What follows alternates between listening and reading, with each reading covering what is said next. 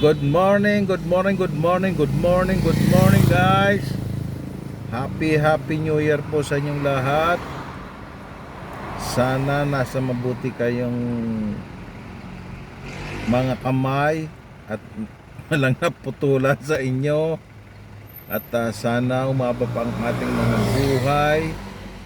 Sana hindi tayo magkasakit guys. At pagpalain tayo ng may kapal. Isama na natin lahat na tao. Pagdasal natin ang kalusugan nating mga Pilipino. Bahala sila sa buhay nila kung saan silang bansa. Basta tayo guys, maging responsable lang tayo. Kung ano lang ang kaya natin, doon lang tayo. Huwag na natin pilitin pag hindi natin kaya, dahil doon tayo nasisira. Pag hindi natin kaya, pinipilit natin. Yung katulad na gusto natin yumaman, hindi naman natin kaya. Kaya natin pero may pangdaraya, hindi hanis. Alam mo yon? Maraming yumayaman dyan pero hindi pinagpaguran. Meron naman yumaman, pinagpaguran.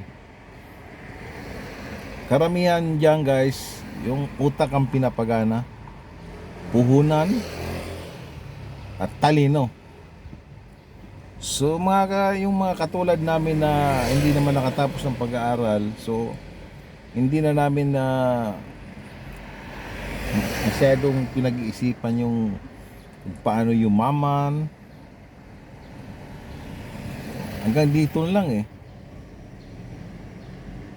Hanggang dito na lang ang buhay.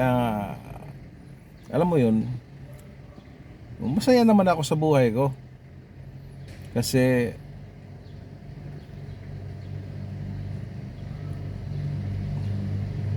wala naman tayong utang na malaki. Malulusog naman yung aking mga anak. Nakakabayad naman tayo sa ilaw.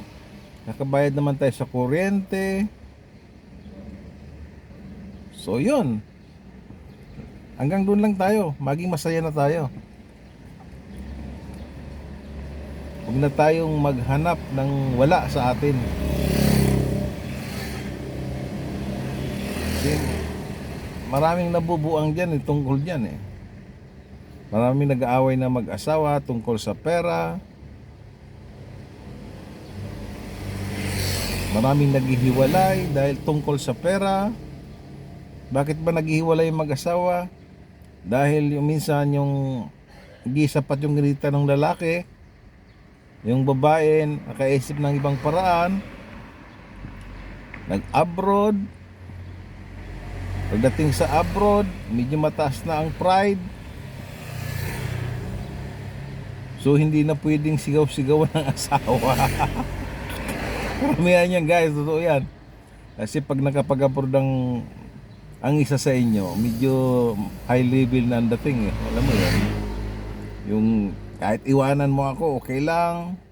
Mga ganon ang mga naririnig ko sa mga naisasakay ko, no?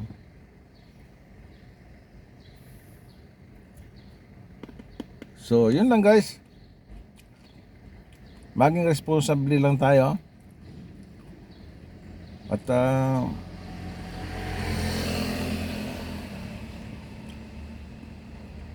magiging masaya ang isang pamilya. Alright guys, Happy New Year po sa inyo lahat.